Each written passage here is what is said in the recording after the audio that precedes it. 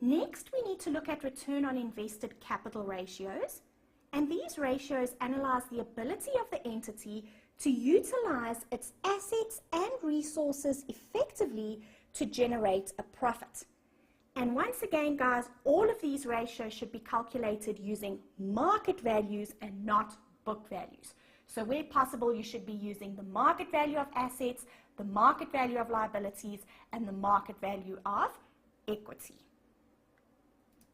Then please note further, cash that is not used in normal business operating activities is referred to as excess cash. So guys, if you go to a company's statement of financial position, you've got cash and cash equivalents on the statement of financial position. If the question is silent, we always assume that that cash is used in the company's normal business operating activities. And if it's used in the company's normal business operating activities, it won't be referred to as excess cash. However, if you are specifically told in the scenario that the cash is not being used in normal business operating activities, that means that it is excess cash. So the company is holding extra cash in excess of what they need for their normal business operating activities. And please note, guys, excess cash is classified as a non-operating asset. So you'll see when we get to the ratio calculations just below, sometimes we need to make adjustments for non-operating assets. So wherever we make adjustments for non-operating assets, if you are specifically told in the question that the company is holding excess cash that is not used for normal business operating activities, please note that that forms part of your non-operating assets. Then further to that, please remember that total interest-bearing debt includes the short-term portion of any long-term debt, but it excludes the company's bank overdraft. We discussed this in detail when we looked at the capital structure and solvency ratios. So you guys will remember total interest-bearing debt only includes long-term or permanent sources of funding. And we know if the question is silent, the company's bank overdraft is not a long-term source of funding, it is a short-term source of funding. It is used for short-term working capital purposes, unless you are specifically told otherwise. So if the question is silent, when you calculate total interest-bearing debt, you include the short-term portion of long-term debt, but you do not include the company's bank overdraft. You only include the company's bank overdraft in this calculation if the scenario specifically tells you that the company uses their overdraft as a source of long-term funding.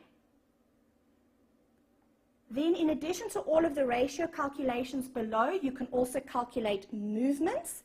Remember, we calculate movements by taking the current year, subtracting the prior year, and dividing by the prior year. So let the mark allocation guide you. Perform all of the ratio calculations below.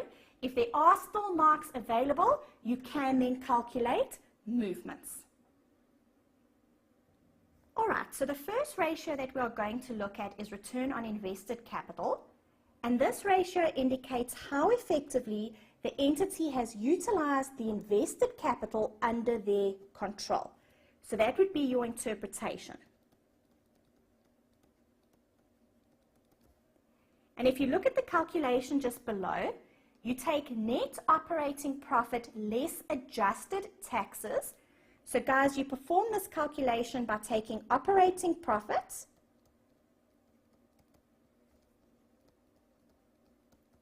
and if the company tax rate is 28%, you just deduct tax at 28%.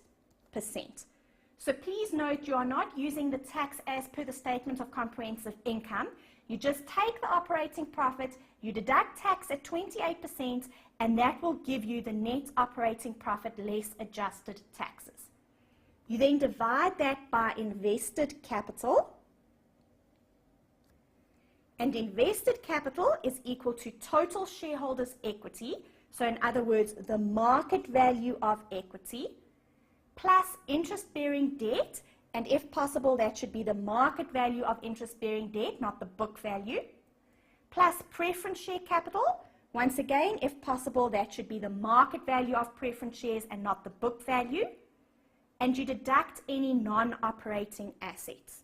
And please remember, guys, if the company has excess cash, so if you are specifically told in the question that the company is holding excess cash that they are not using for their normal operating activities, that needs to be included in non-operating assets.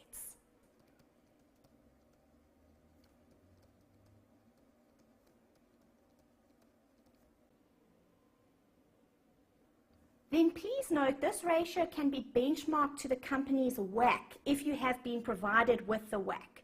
So let's just discuss this in a bit more detail. What does the company's WACC give us? That is the minimum return required to compensate investors for risk. So it is the minimum return required by investors, okay, to compensate them for risk.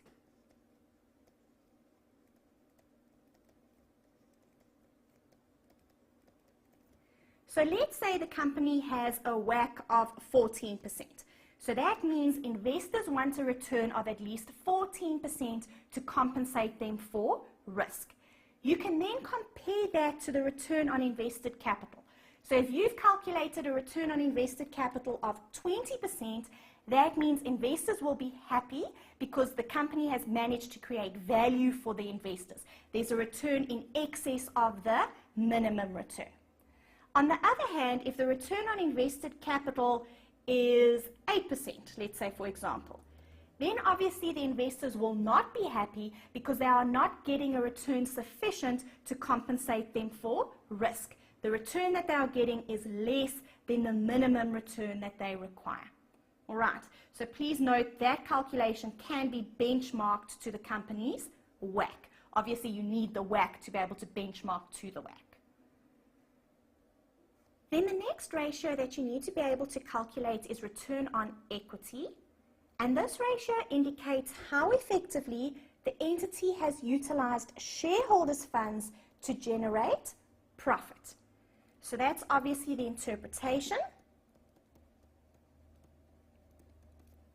And you perform this calculation by taking profit attributable to equity holders and dividing by total shareholders' equity. And once again, if possible, this should be the market value of equity. Then next you need to calculate return on capital employed. And this ratio indicates how effectively capital was employed. So the interpretation comes directly from the name of this ratio. And the reason why this ratio is important, please go back to the previous page where we looked at return on equity. When calculating return on equity, we look at how effectively the entity has used shareholder funds to generate profit. So return on equity only analyzes profitability related to the entity's shareholder funds.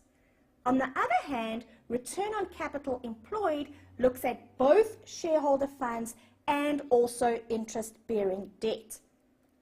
So return on capital employed provides a better indication of financial performance for entities with significant interest-bearing debt. And we perform this calculation by taking EBIT and dividing by capital employed. And capital employed is equal to shareholder funds, and if possible, remember this should be the market value of equity plus interest-bearing debt, and once again, if possible, that should be the market value of interest-bearing debt. Then next you need to calculate return on total assets, and this ratio indicates how effectively assets were utilized to generate profit. So that's your interpretation. And you perform this calculation by taking EBIT and dividing by total assets. Now guys, it's very important that this ratio is compared to industry norms because the answer is going to vary significantly depending on the industry. Think about this logically. If we have to calculate return on total assets for CA Campus, CA Campus doesn't have a lot of assets. We've got some laptops, computers, recording equipment, etc. However, compared to a manufacturing company, our assets are quite insignificant. A manufacturing company would have a lot more assets because they'll own machinery, etc., etc., etc. So if you had to calculate return on total assets for CA Campus, because our asset base is quite low, you would get quite a high answer over here. On the other hand, if you had to perform this calculation for a manufacturing company, because their asset base is higher, you would get a lower answer. Now, that doesn't mean that CA Campus has performed better than the manufacturing company. It just means that we have different asset bases.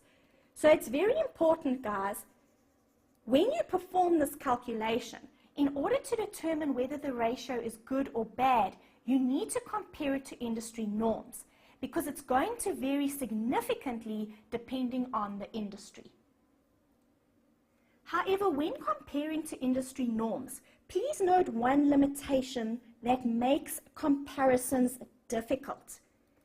If one of the entities has older and depreciated assets and the other entity has newer assets, comparisons will be difficult because the entity with older assets will have a lower asset base, causing this ratio to be inflated, whereas the entity with newer assets will have a higher asset base, causing this ratio to be lower.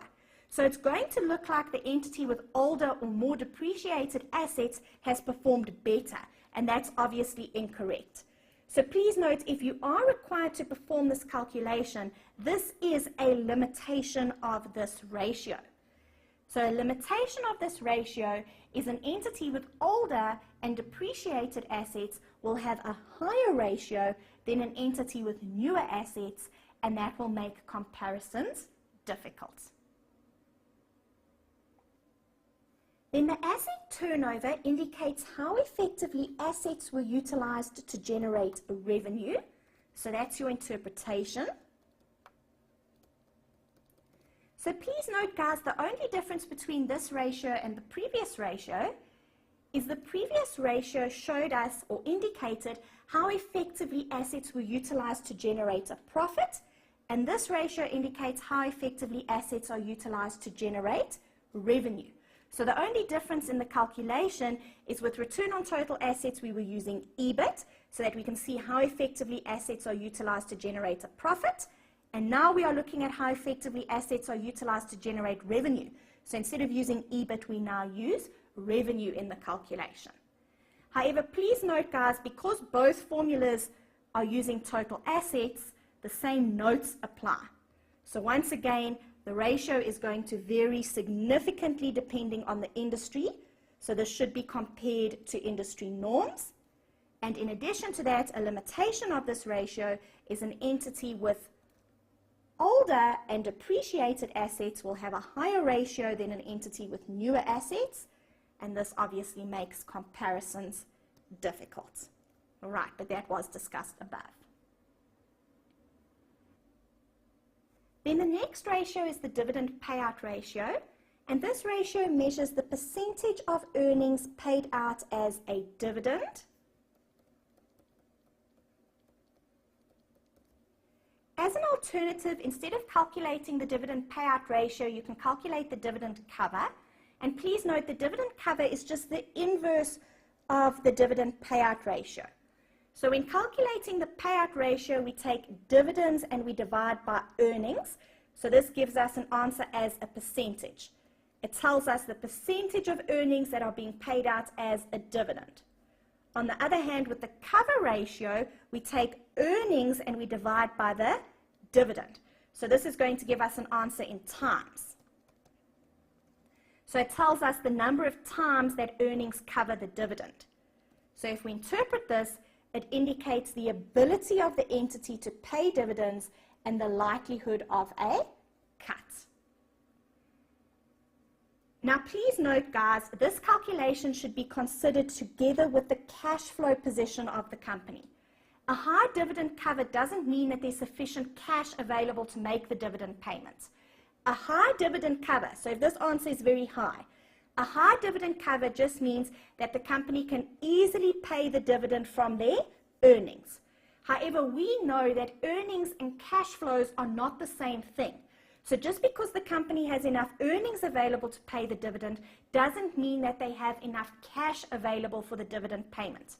So a high dividend cover does not mean that there is sufficient cash available to make the dividend payment. So this should be considered together with the cash flow position of the company.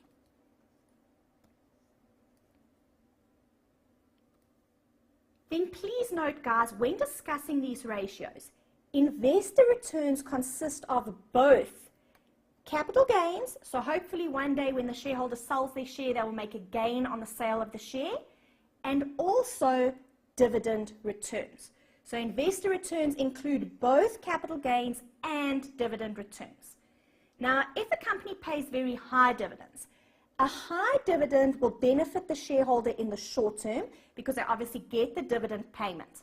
However, over the longer term, it will compromise the entity's growth prospects, because if a company is paying very high dividends, it means they are not keeping enough money in the company for investment purposes. So if they're paying everything out as a dividend, the shareholder gets the benefit in the form of a dividend.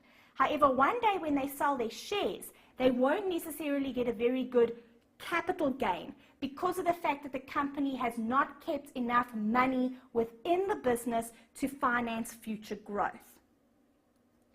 So you can see management must decide on what portion of profits to retain for investment purposes and what portion to pay out as a dividend. And when making this decision, shareholder preference should always be considered.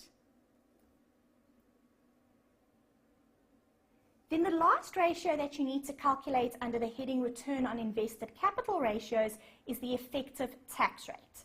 And you calculate the effective tax rate by taking the income tax expense from the Statement of Comprehensive Income and dividing by earnings before tax. And please note, guys, because you are calculating the effective tax rate, this should be benchmarked to the current tax rate. All right, please go and have a look at the lecture example for return on invested capital ratios so that you can practice these calculations.